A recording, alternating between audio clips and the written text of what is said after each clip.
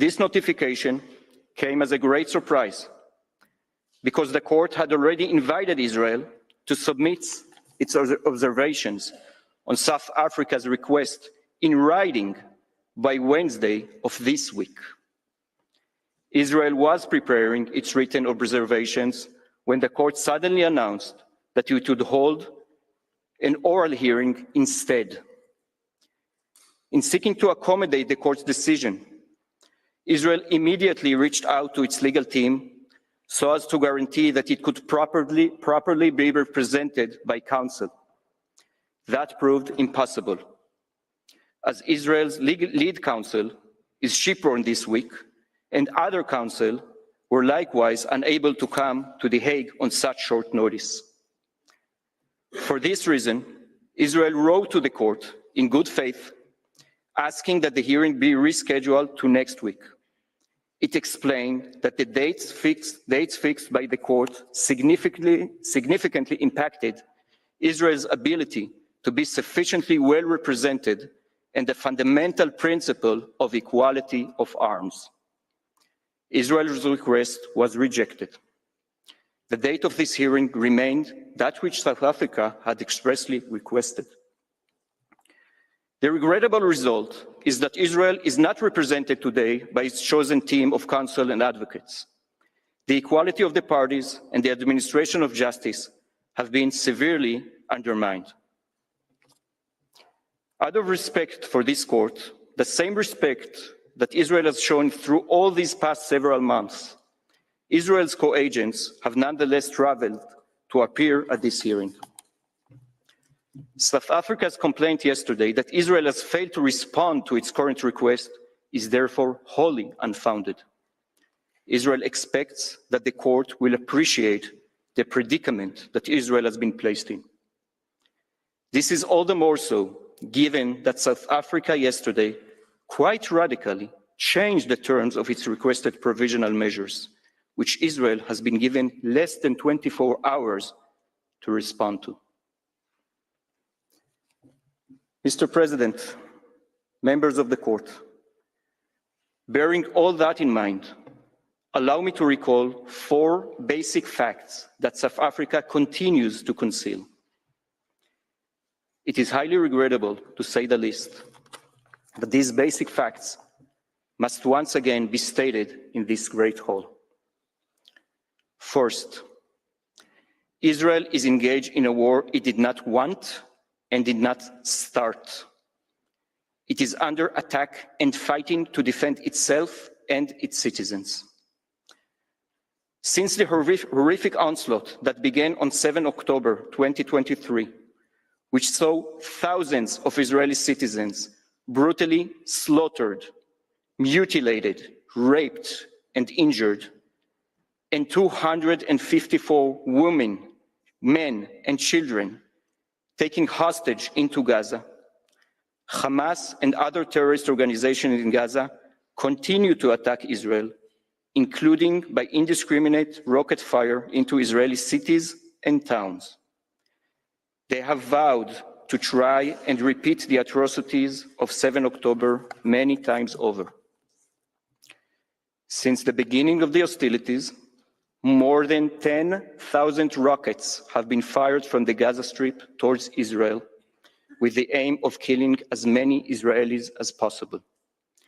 The last 2 weeks alone saw 278 rockets launched.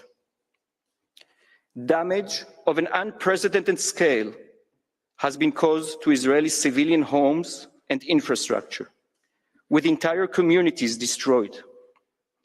Approximately 60,000 residents of towns in southern Israel remain displaced from their homes 7 months on. It may be years before they are able to return to their homes and rebuild their communities.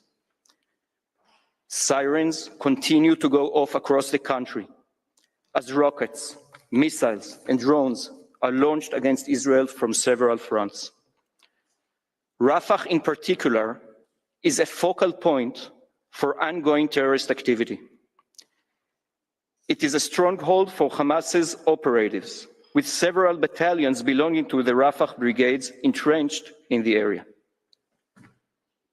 Also present in Rafah is an intricate underground tunnel infrastructure that runs underneath the city and provides ample space for operatives, command and control rooms, and military equipment. Nearly 700 tunnel shafts have been identified in Rafah, from which approximately 50 tunnels cross into Egypt. These tunnels are used by Hamas to supply itself with weapons and ammunition. It could potentially be used to smuggle out of Gaza hostages or Hamas senior operatives. Since the start of the present hostilities, more than 1,400 rockets were fired from Rafah alone, including more than 120 in the last 2 weeks. Approximately 600 launch sites were identified in the Rafah area, many of which hidden within or in close proximity to civilian infrastructure. Information regarding rocket launches from Rafah during the current conflict can be found in tab 1 of your judges folder. Israeli hostages are also being held in Rafah by their captors. In fact, Israeli forces managed to rescue 2 Israeli hostages from Rafah on 11 February 2024. I recall that South Africa filed a request with this court the next day for provisional measures that would prevent Israel from taking military action in Rafah, and this request was rightfully denied. South Africa purports to describe Rafah as a last refuge for civilians in Gaza. While many civilians have indeed evacuated to Rafah over the past few months, the fact remains that the city of Rafah also serves as a military stronghold for Hamas, which continues to pose a significant threat to the state of Israel and its citizens. In tab 2 of your folders, you can find a map showing locations of rocket sites, tunnel shafts, and command and control sites embedded in the civilian population in Rafah. South Africa warns this court that, I quote, "If Rafah falls, so too does Gaza." Once again, however, the reality is exactly the opposite. Only by bringing down Hamas's military stronghold in Rafah will Palestinians be liberated from the clenched grip of a murderous terrorist regime, and the road to peace and prosperity may finally be paved.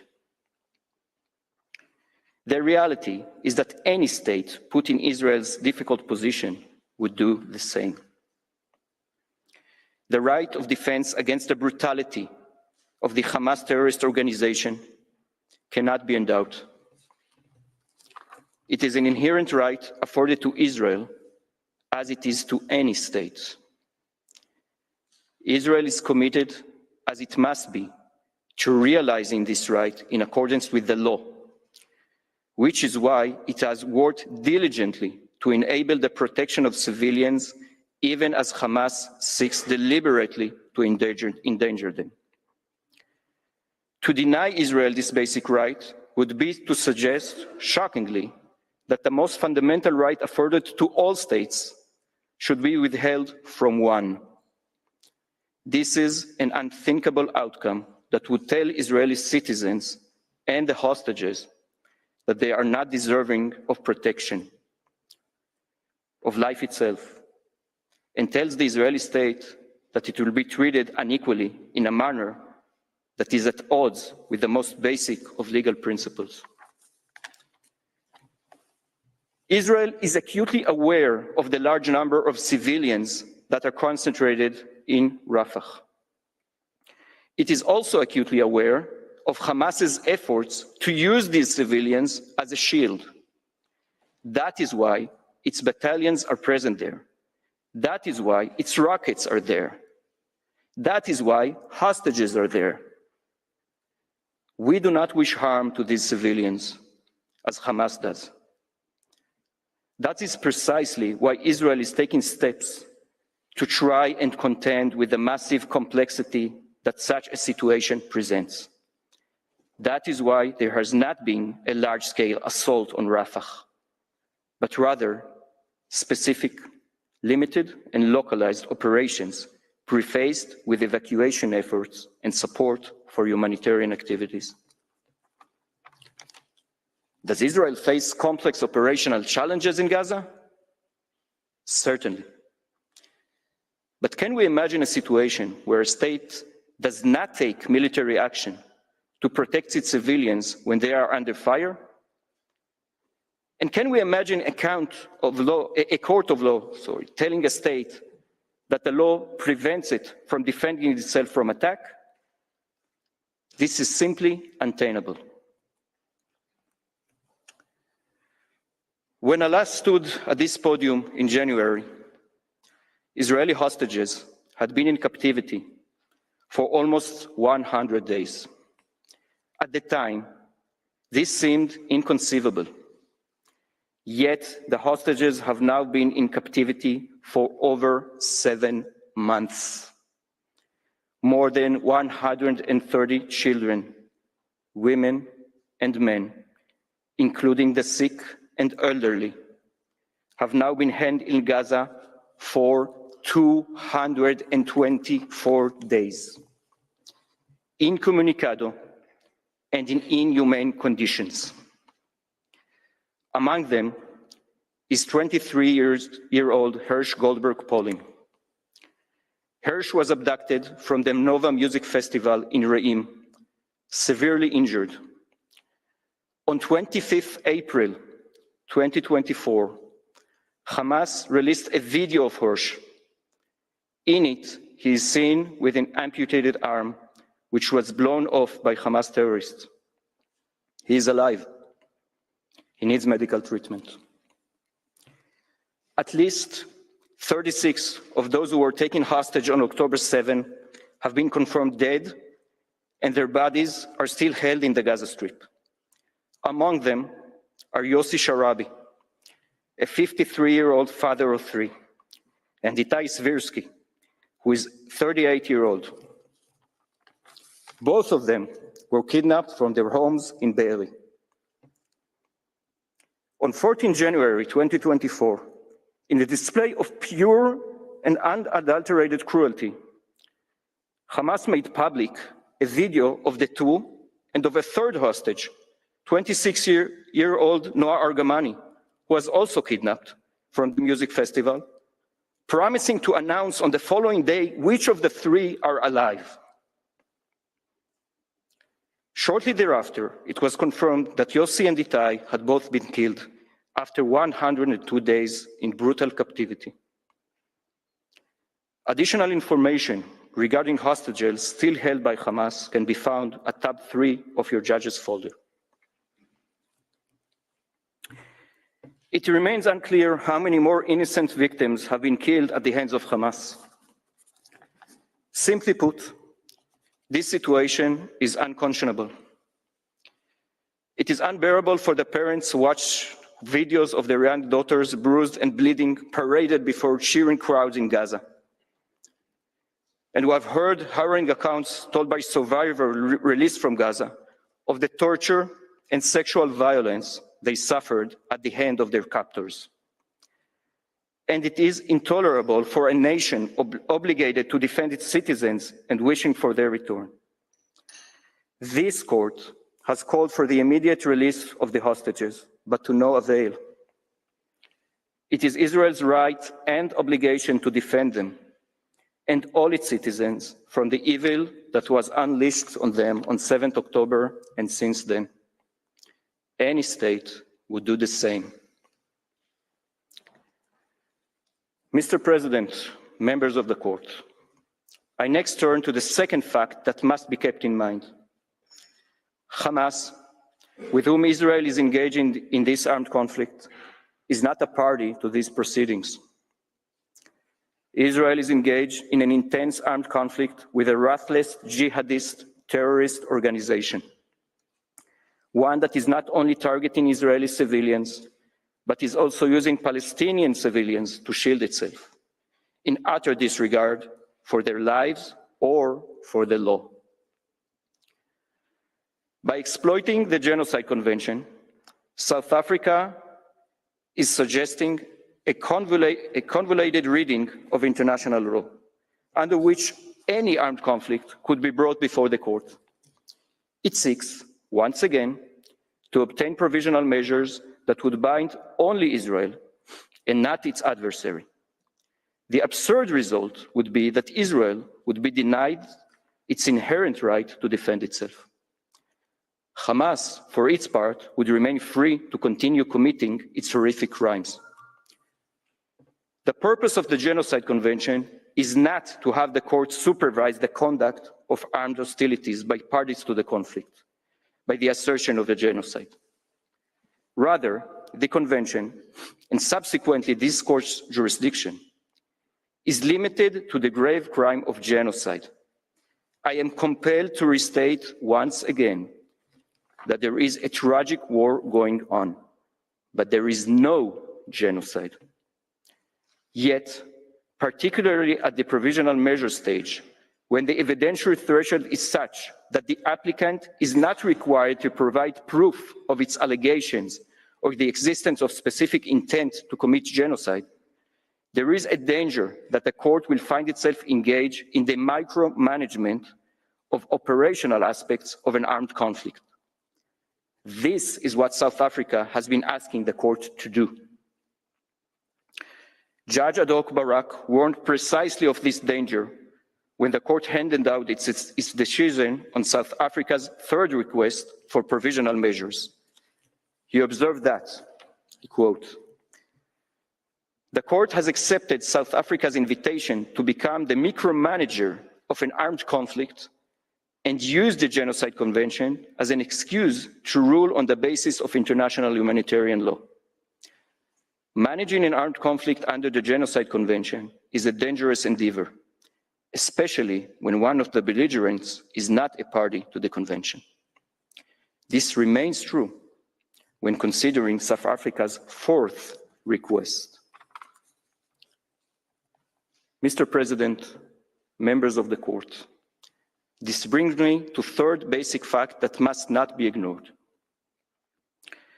South Africa purports to come before you, yet again, as a guardian of humanity.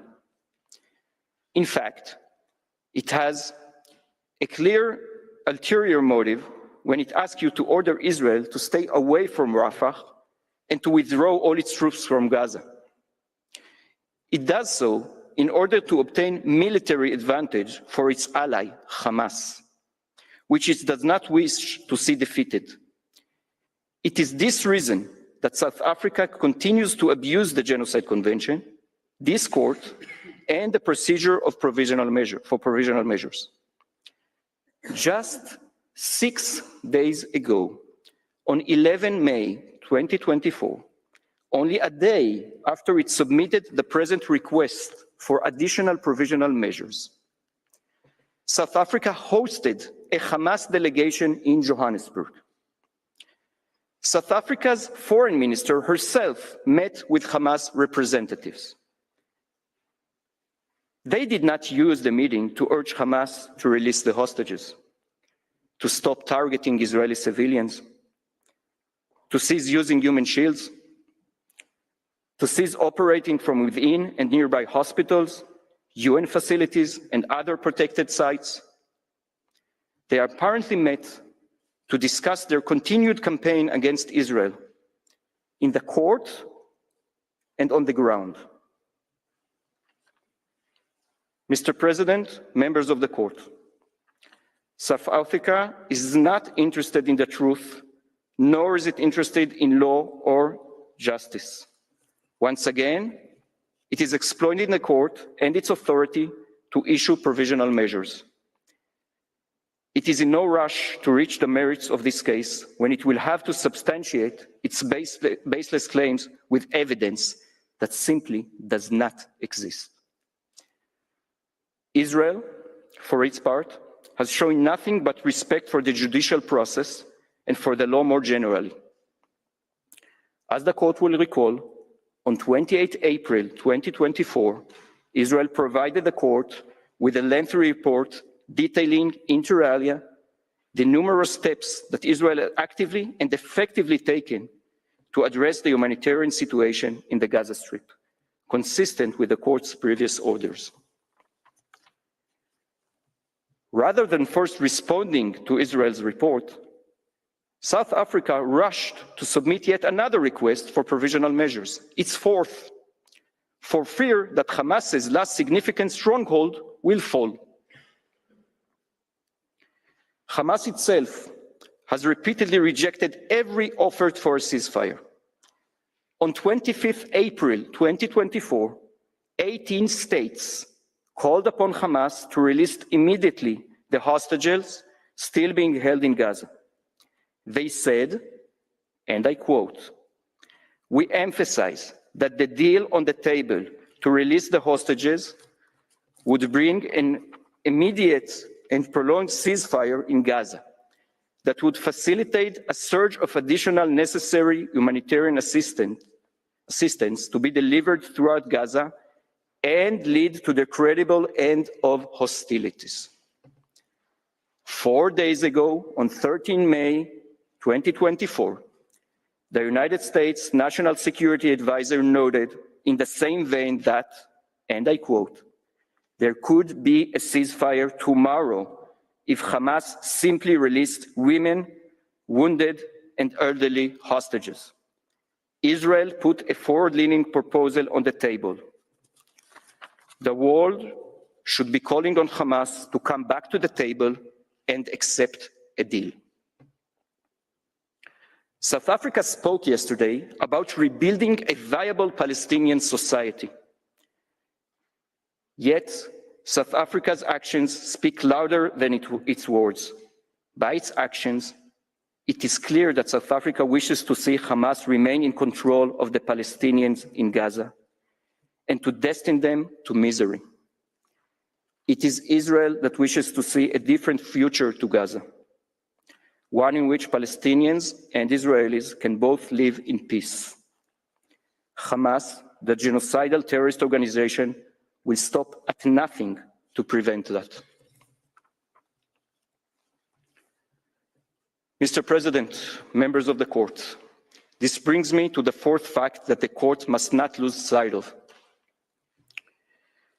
As is the case with all armed conflicts, incidents involving alleged violations of the rules regulating the conduct of hostilities may occur. This reality is not unique to Israel. No state is infallible. Israel's independent and robust legal system addresses all allegations of misconduct, including in the current hostilities. They must not be thrown before this court in the form of facts and conclusions and as evidence of something they are not.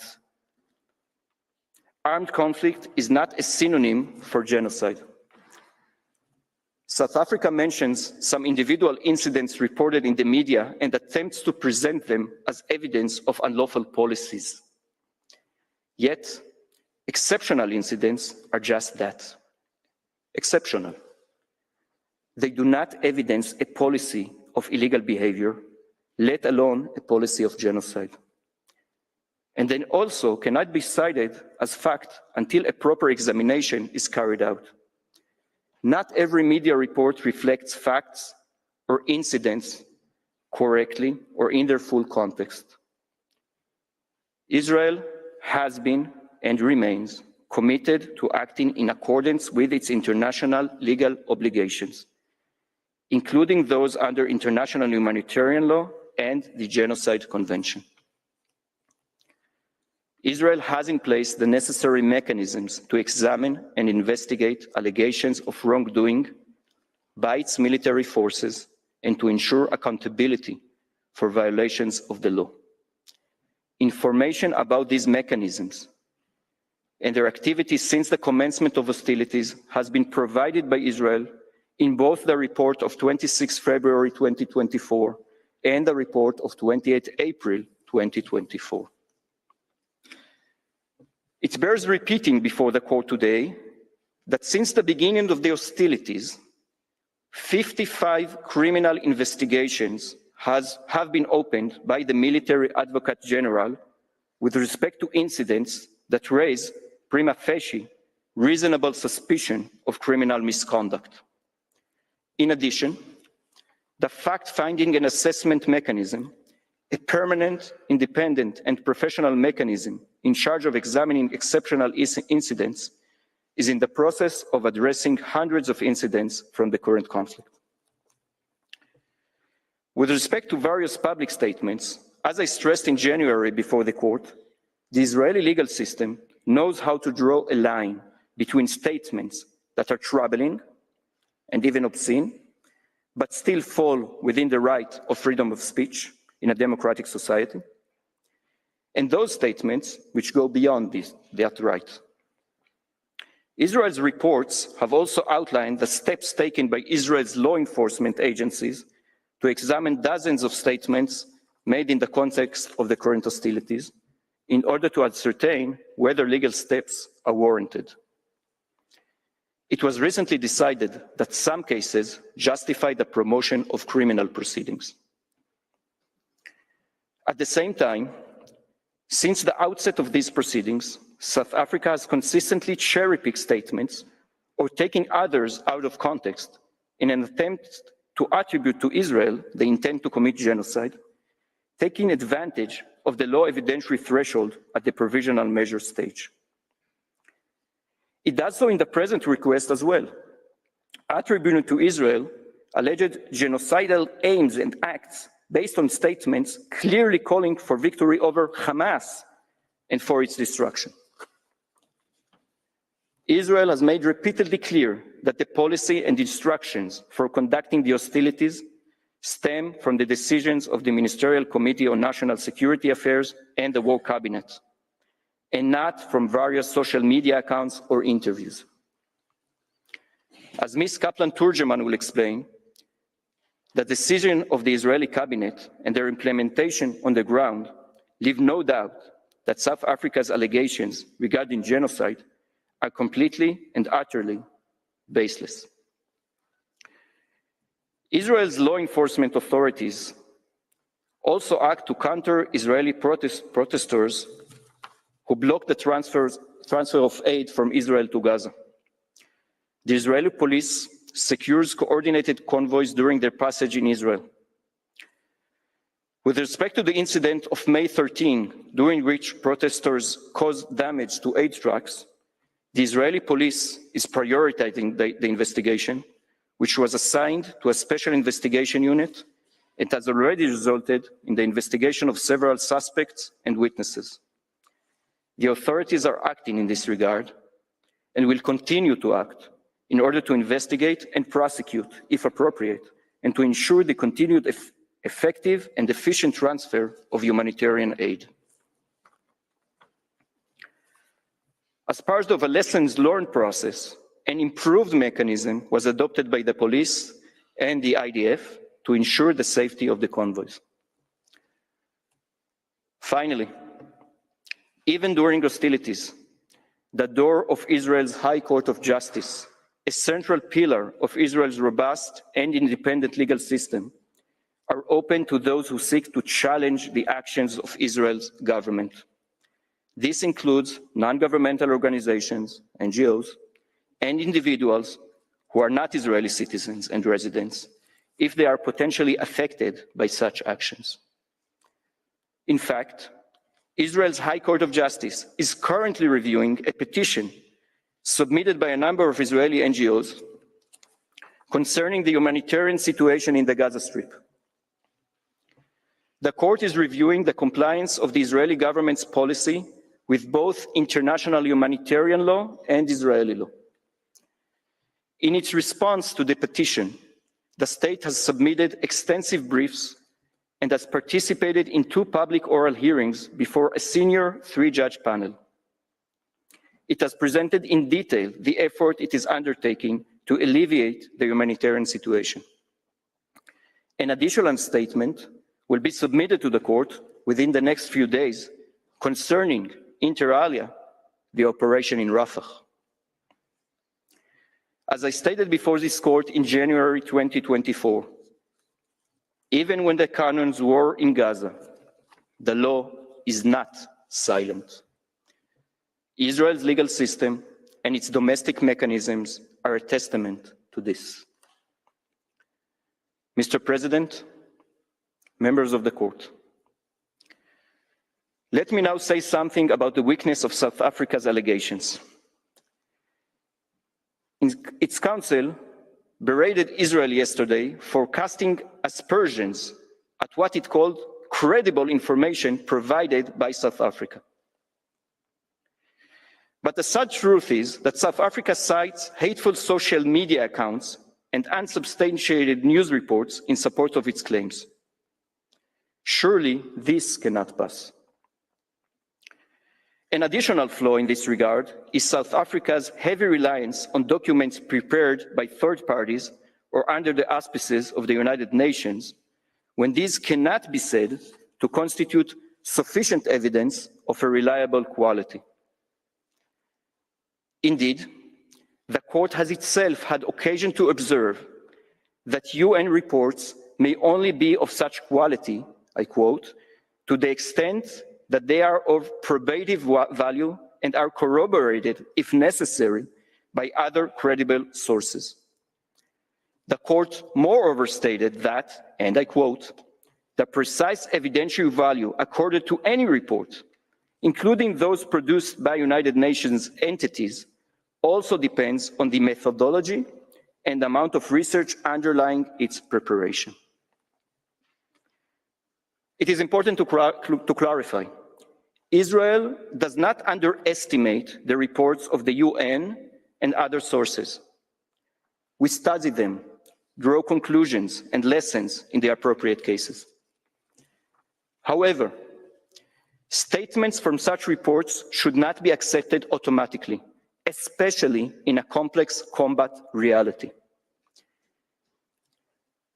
These words of caution are of particular significance in the present case, as the materials cited by South Africa have been prepared without access to relevant and necessary information, including that held by Israel, and often without any attempt to access such information.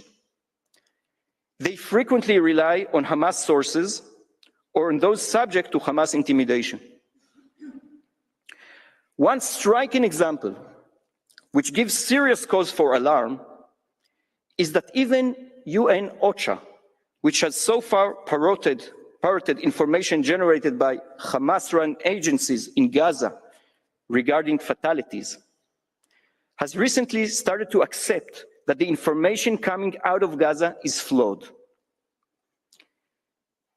It highlighted that more than 10,000 of the fatalities declared by Hamas are unnamed and thus unverifiable. Concurrently, it revised dramatically the number of verifiable fatalities of women and children fatalities to approximately half than was previously presented, and stop parroting the baseless claim that 70% of the casualties are women and children. It turns out that the data that the UN were using and that South Africa has presented to this court as true was wrong. While the number of overall fatalities has not changed, the breakdown is crucial. Hamas has been concealing the number of militants in its unverified lists of Palestinian casualties. Hamas's lists also contain persons who died from reasons unrelated to IDF actions, such as fire of terrorist organizations, and show many irregularities in reported age, gender, and ID numbers. In this way, an armed conflict can easily be portrayed as genocide. As we have stated, every civilian death is a tragedy.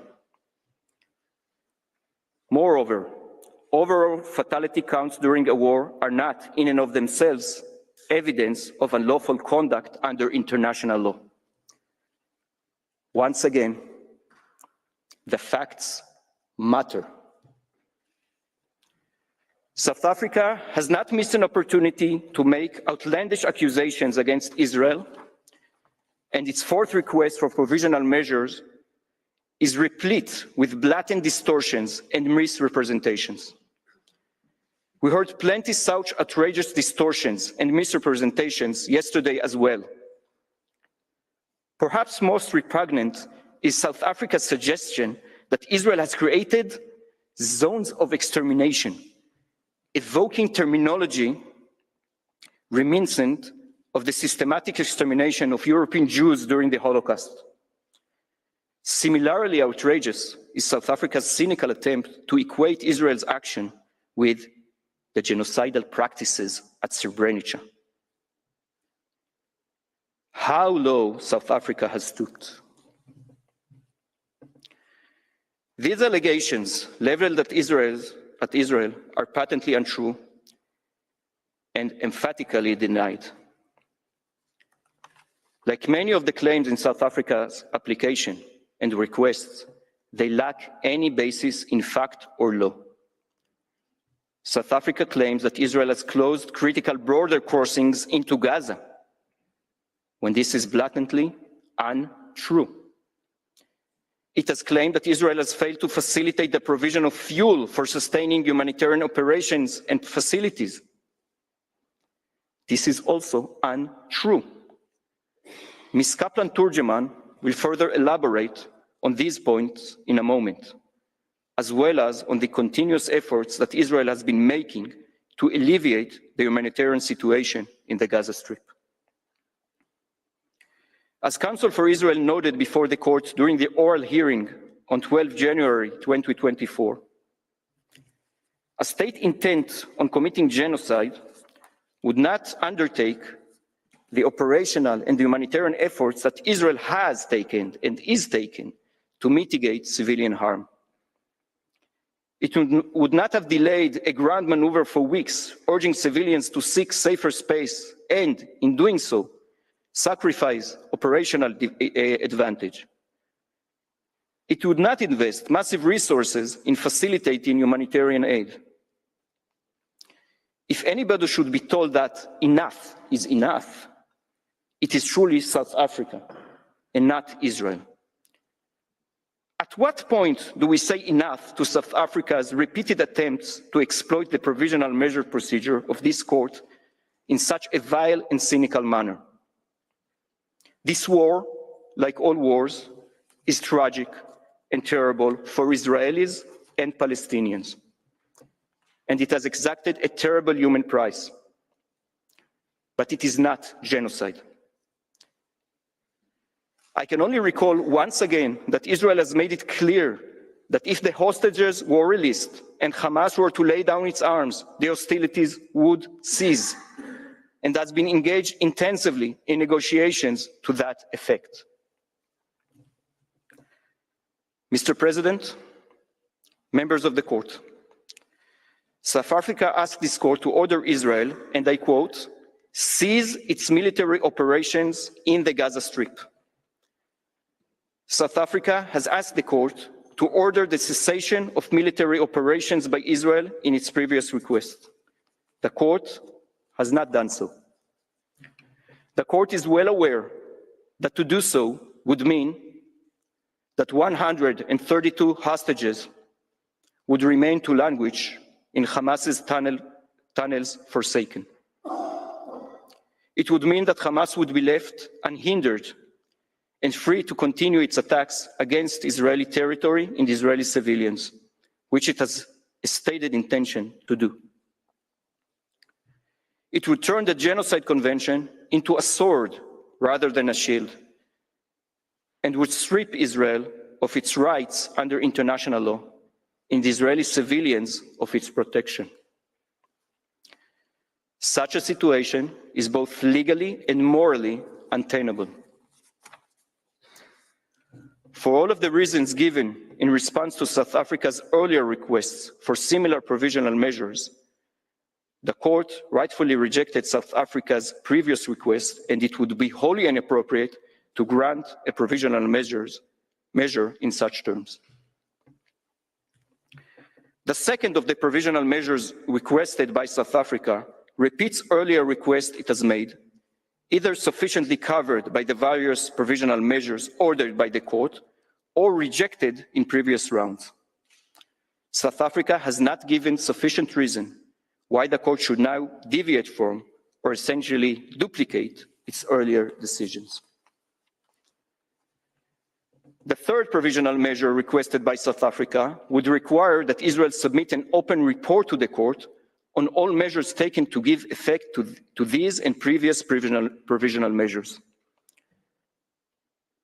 As I have said, Israel has engaged fully and sincerely in these proceedings, despite the outrageous and libelous claims that have been leveled against it. It has submitted to the court 2 detailed reports that has been forthcoming about the efforts it is undertaking, as well as the challenges it is dealing with to alleviate the humanitarian situation in Gaza. It has made clear time and again its unwavering commitment to its obligations under international law. It has done this while the fighting continues and the citizens are still under attack. South Africa has responded with a barrage of requests. It has clearly adopted a strategy of dragging Israel to court endlessly, regardless of any legal undertakings by Israel. In these circumstances, ordering Israel to submit another report is unwarranted. Mr. President, that concludes my statement. I ask that you now invite Ms. Kaplan-Turgeman to the podium.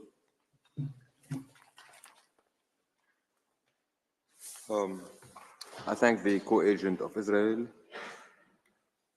and ask Ms. Tamar Kaplan-Turgeman to take the floor. You have the floor, madam. Mr. President, members of the court, it is an honor to appear before you on behalf of the State of Israel. As you have just heard, Israel is still under attack. We are still counting more and more of our dead and attending to 2,000 more who are wounded. No less than 132 children, women, and men are still held hostage in unimaginable conditions by Hamas and other Palestinian militants in Gaza. Tens of thousands of Israeli citizens are internally displaced. Most of them have not seen their homes in over 7 months. Many have no homes to return to. The very grave effect of the horrific massacre of 7 October continue to ripple through our people and communities who must not be forgotten. They too are worthy of international law's protection. Mr. President, members of the court, I draw particular attention to the women still held hostage in Gaza. Ms. Amit Sosna, who was held captive in Gaza by Hamas for 55 days, testified recently that she was physically abused, beaten up, and chained to a bed, threatened at gunpoint, and forced to perform sexual acts on her captor. Hamas refuses to release these women and all the other hostages it holds. It brazenly refuses to alleviate the humanitarian suffering that this war has brought to all concerned on both sides. It has turned down numerous proposals for a ceasefire and it continues to favor death and destruction as a strategy. We heard nothing about that yesterday. In fact, while South Africa made many outrageous, false statements yesterday, perhaps most striking was what it did not say. We have hardly heard the word Hamas, even though it is Hamas that has brought about all the suffering and pain that we are witnessing, the suffering of Israelis and Palestinians alike. Instead, we sat here and listened to venomous accusations, to language that is so hateful, so out of touch with reality, that it was difficult to believe we are in a court of law. Mr. President, members of the court, there is no doubt that this war is tragic and has caused great suffering on both sides. Again, this is Hamas's doing. South Africa provides an account that is not only incredibly partial, it is also distorted.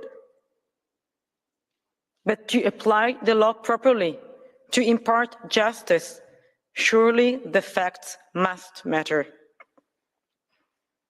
These facts cannot but show that Israel is seeking consistently to abide by the law in the excruciating circumstances of warfare that Hamas has deliberately created.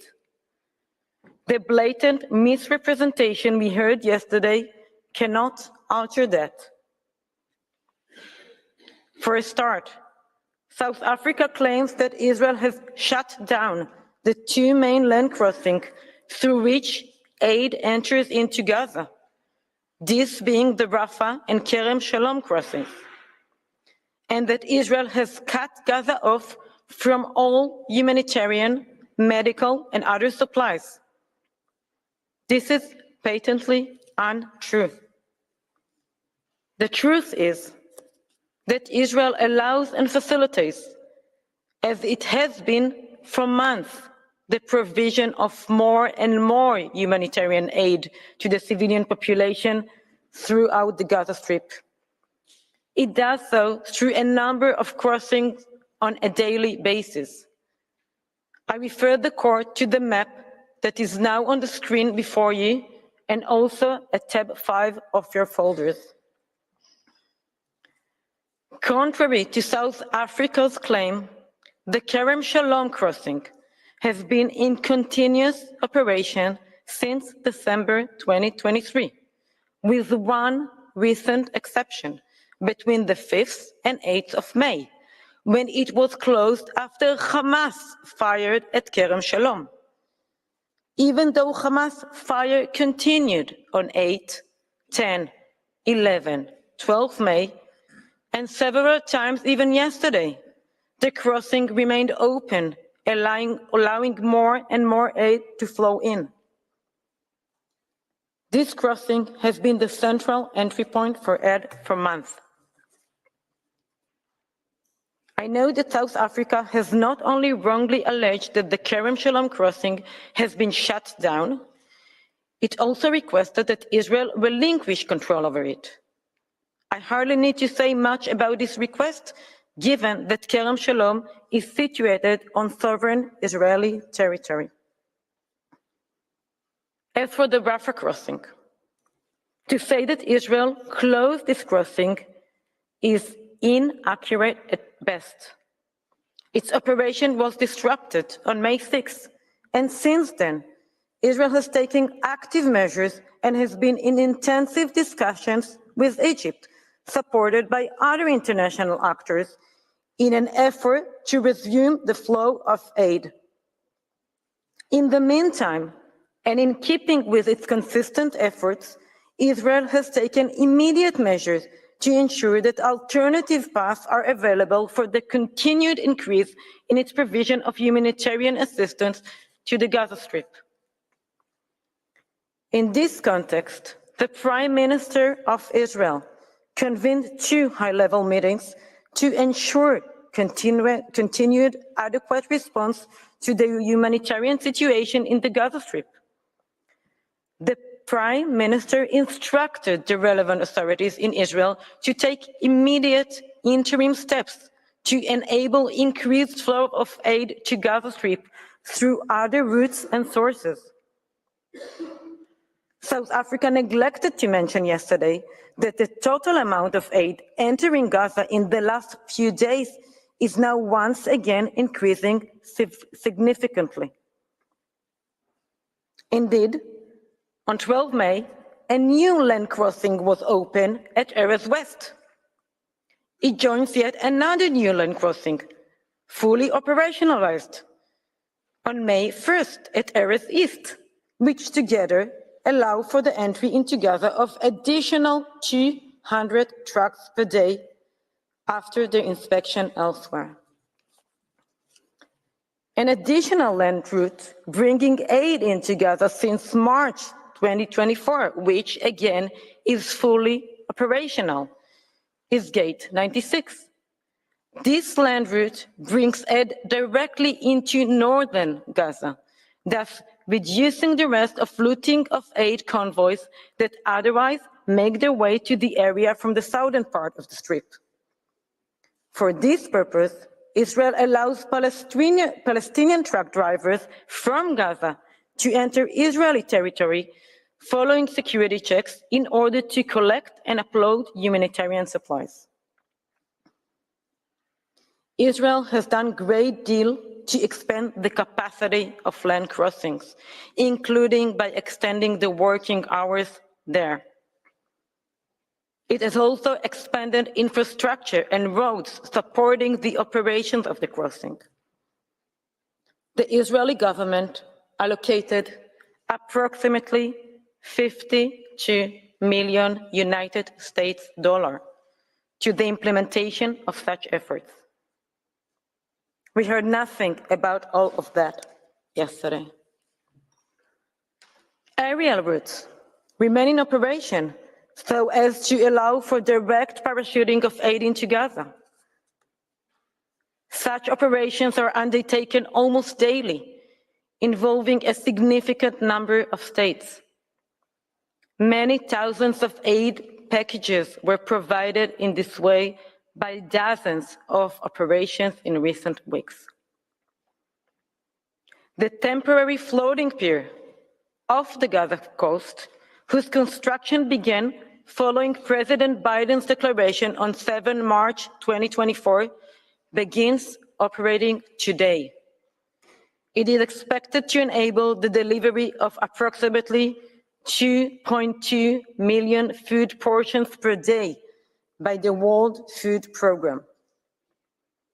I should add that this location too came under Hamas fire last month while construction was underway.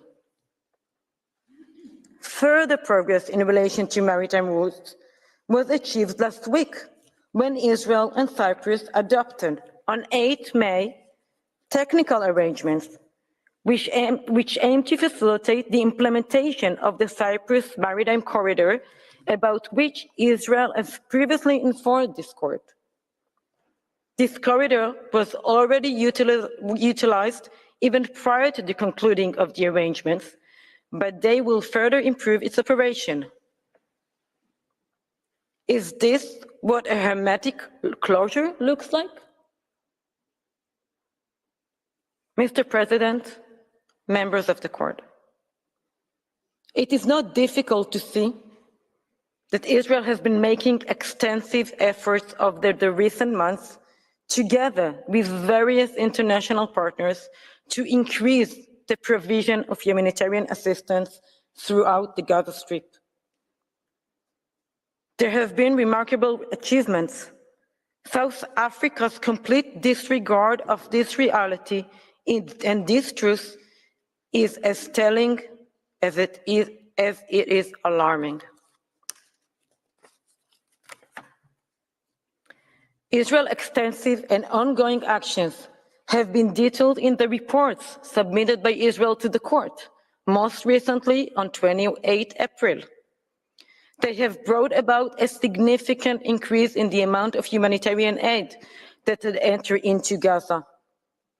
They are consistent with the decision adopted on 4 April by Israel Ministerial Committee on National Security Affairs, headed by the Prime Minister of Israel, and I quote, to increase the efforts to allow and facilitate the transfer of humanitarian aid for the civilian population in the Gaza Strip, end of quote, and to establish a ministerial team to, and I quote, implement the policy of the cabinet regarding the transfer of humanitarian aid to the Gaza Strip, end of quote. The decision records that these steps are undertaken further to the recommendations of security and foreign affairs officials concerning the need to continue the provisions of humanitarian aid to the civilian population in the Gaza Strip. All of these steps have had a significant impact in alleviating the humanitarian situation and avoiding the catastrophes which South Africa threatened were imminent in December, then January, then February, then March, and then April.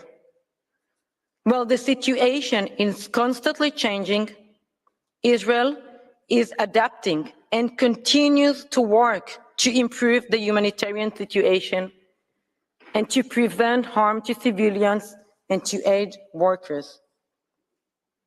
I note that, as Mr. Noam has said, Israel's actions in this context are currently under the judicial review of Israel Supreme Court. These steps have been repeatedly accompanied by clear statements from Israel leadership. For example, Israel's Prime Minister Netanyahu said on 15 May that, and I quote, our policy from the start, from the beginning of the war, my policy was, you have to provide the basic humanitarian aid that is required by international law.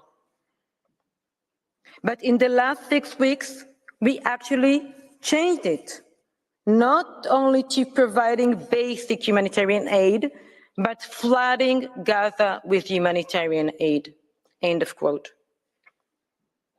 Israel's Defense Minister, Gallant, likewise said on May 1st that, and I quote, we are taking significant measures in order to increase the volume of humanitarian aid into Gaza.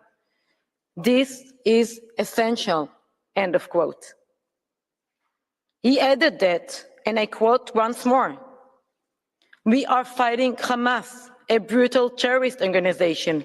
We are not fighting the civilian in Gaza, and we will facilitate the delivery of humanitarian aid, end of quote. In order to show a genocidal intent that simply is not there, South Africa continues to distort other statements. In quoting the Prime Minister as stating that Gaza must not constitute a threat to Israel, they omit to mention that he was expressly speaking about Hamas and returning the hostages it took. When quoting the Minister of Defense as saying that the military operates neighborhood by neighborhood and will reach every location in Gaza, they neglected to say that he too referred expressly to Hamas. In the same statement, he also made plain that the humanitarian issue is a central one. While South Africa turns a blind eye to Israel's remarkable efforts, they have not gone unnoticed by others. The UN Senior Humanitarian Coordinator, who was appointed following Security Council Resolution 2720, said on 24 April in a briefing to the UN Security Council that Israel has taken a number of steps to improve aid delivery. When asked about her contacts with the Israeli side, she said that there is a very constructive cooperation with her mission. Senior government officials of various states likewise said they saw real and demonstrable progress in the delivery of aid. To say, as South Africa presently does, that Israel is deliberately denying humanitarian aid cannot be farther from the truth.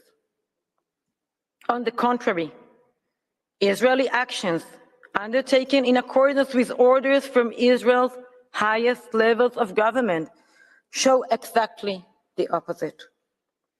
Only yesterday, no less than 365 trucks carrying humanitarian supplies entered into Gaza through the various land crossings. More than 330 of the trucks entered through Kerem Shalom, the same crossing that South Africa said yesterday was shut down. Other allegations about South Africa fare no better. Contrary to South Africa allegations, thousands of international aid workers have been entering and exiting Gaza. Deconfliction mechanisms were reviewed and improved following highly unfortunate incidents in order to guarantee that their safety is always maintained. These lessons learned, too, have been detailed in Israel's recent report to the court. Fuel continues to be delivered to Gaza, including this past Wednesday, when 76,000 liters were transferred to the World Food Programme. Times do not permit setting the record straight with regard to all of South Africa's outrageous misrepresentations. But the claim that Israel deliberately hampering medical services in Gaza, or that Rafah is the last viable location for medical care, cannot be left unanswered. Israel persistently continues to facilitate the enhancement of medical services throughout the entire Gaza Strip. In addition to the hospitals located in Rafah, efforts have been extended to support the rehabilitation of hospitals elsewhere in the territory. This may be seen at tab 6 of your folders. In fact, 14 hospitals are in operation outside Rafah. 8 field hospitals are in full operation, with only 2 of them located in Rafah. A field hospital, which was established by the ICRC in the Al-Muasi area, began operating as recently as 9 May. One more field hospital is due to open later this month, and the establishment of 4 more field hospitals is currently under consideration. Mobile clinics continue to operate in the Al-Muasi area too.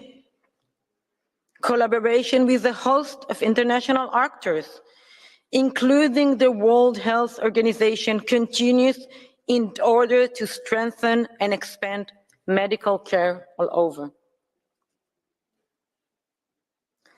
South Africa would do well to tell its ally, Hamas, to stop exploiting hospitals and other protected sites as military command centers.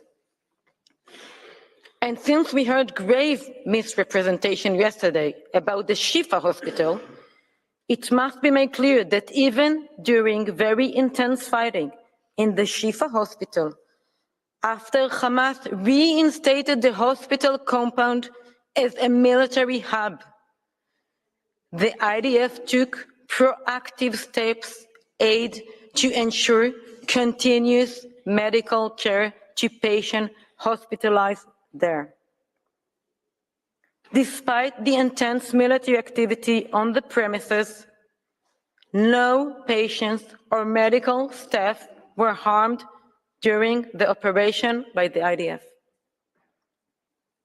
On 22nd March 2024, the IDF brought into the hospital in the course of its operational activity trucks carrying medical equipment, food and water, including over 10,000 units of medicine, hundreds of painkiller packages, over 100 packages of bandage and IVs, and dozens of advanced medical monitoring devices. Contrary to the impression that South Africa sought to leave you with, the IDF Chief of Staff said to the forces on that location that, and I quote, "We do everything not to harm patients, not to harm medical staff." In this operation, not one medical staff was harmed, no patients were harmed, and many terrorists were killed and captured, end of quote. He said that the hospital is not a safe place, not safe for terrorists. South Africa even saw fit to present to the court a false translation in its attempt to create intent. The soldiers in the video shown yesterday were not saying to destroy, but to dismantle Rafah, a clear reference to Hamas capabilities. South Africa ignores any such statements that show Israel's true intention. It had to distort the facts to sustain its label of genocide in such repugnant terms as final stages and extermination zones. Israel continues to take extraordinary measures in order to minimize harm to Palestinian civilians in Gaza.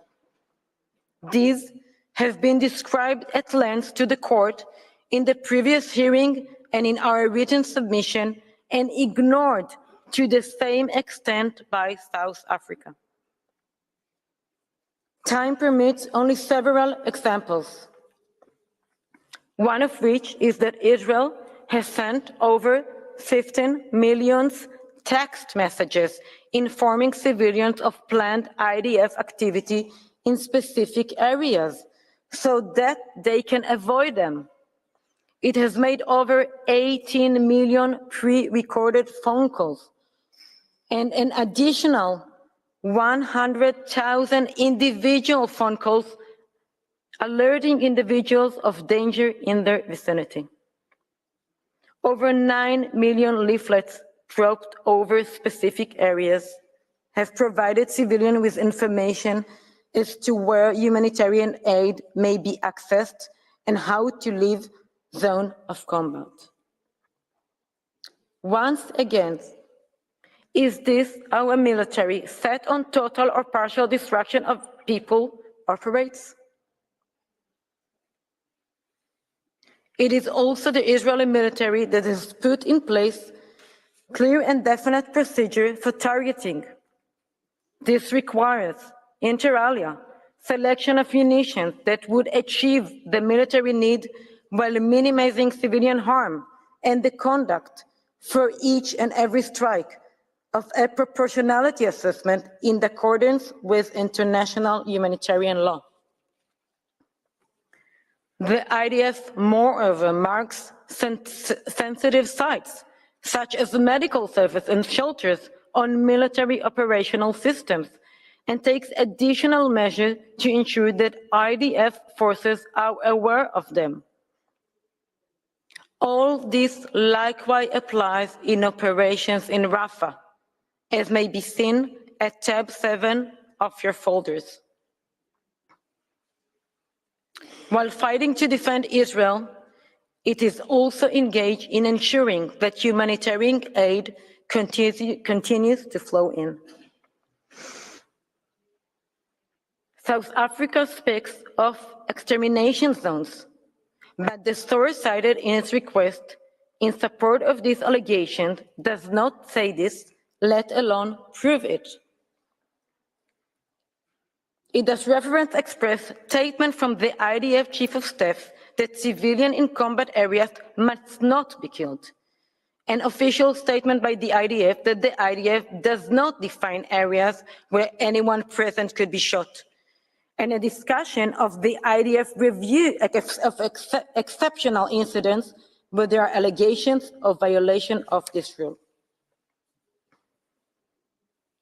Equally unsettling is South Africa's false allegation that the IDF uses artificial intelligence that decides who to attack, a claim the origin of which is one press report that is relies on anonymous sources. Unfortunately, South Africa did not tell the court yesterday of Israel's official response to the report, which states clearly that the claims are simply not true. South Africa's claims regarding IDF attack procedures are also false. Mr. President, members of the court, if South Africa seeks to point to any change in the situation since your order of 26 March, it should have acknowledged all these remarkable humanitarian efforts by Israel. It should also have recognized the crimes committed constantly by Hamas and the circumstances that compel Israel to respond to them, as any state would. Instead, it offers grandstanding and rhetoric, no real evidence.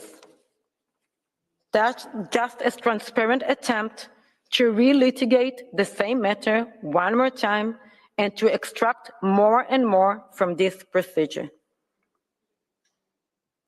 Mr. President, members of the court, even if South Africa could establish a relevant change in the circumstances, which it has not done, it has not established any change in the situation that would justify the extreme measure that is now seeking.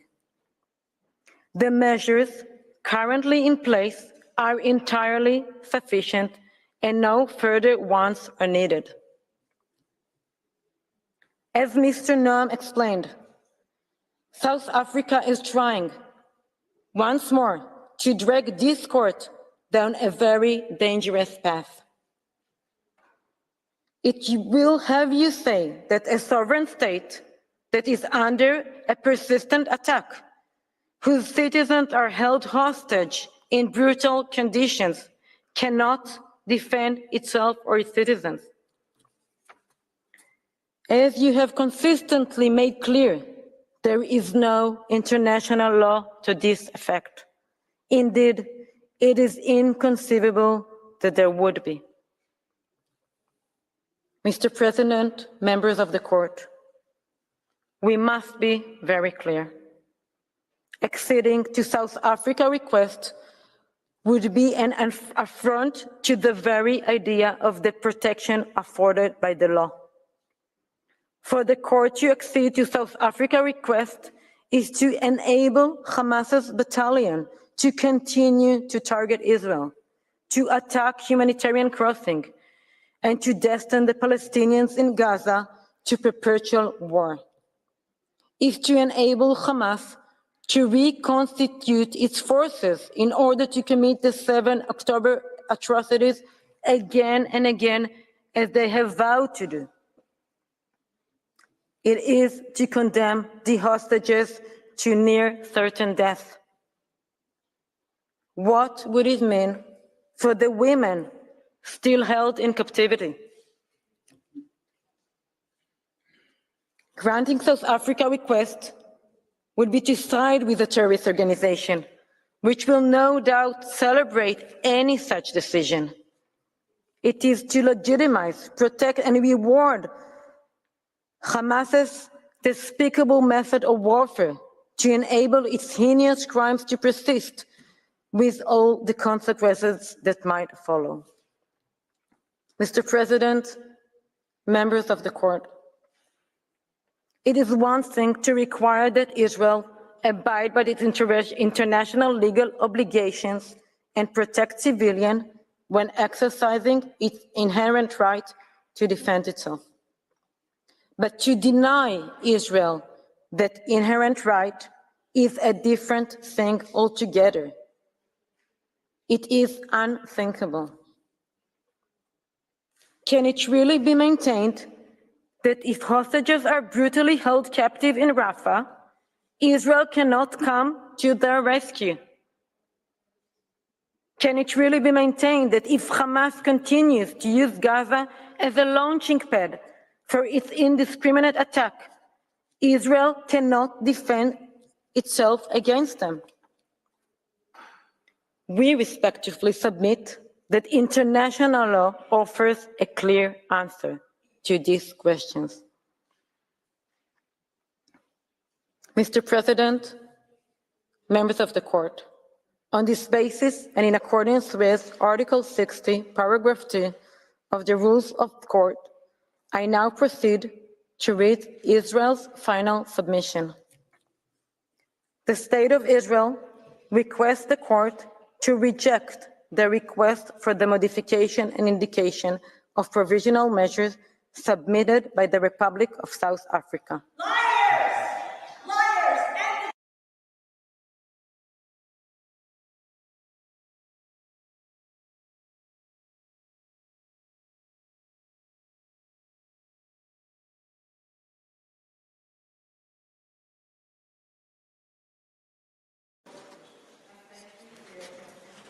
That concludes Israel's presentation.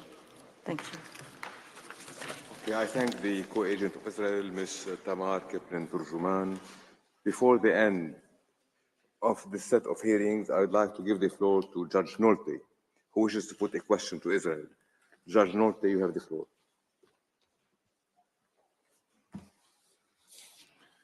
Thank you, Mr. President.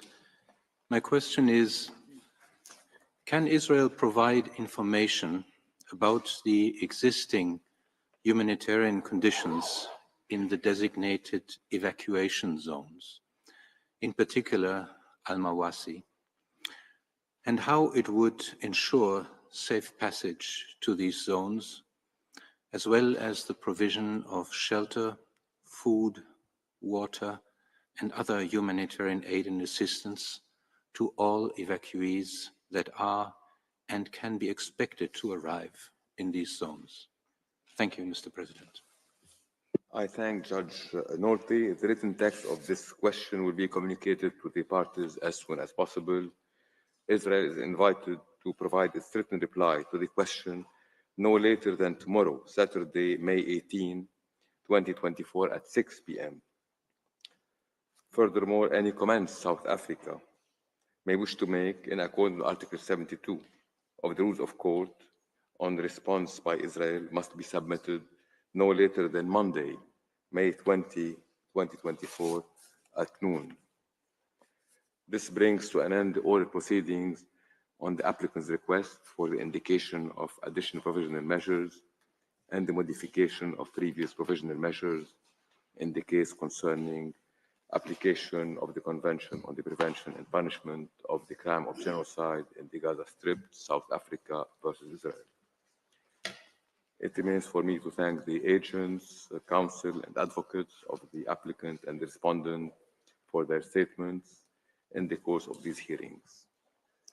In accordance with usual practice, I would ask the agents to remain at the court's disposal to provide any additional information the court may require. The court will render its order on the request for the indication and modification of provisional measures as soon as possible. The parties will be advised in due course as to the date on which the court will deliver its order at the public sitting. Since the court has no other business before it today, the sitting is declared closed.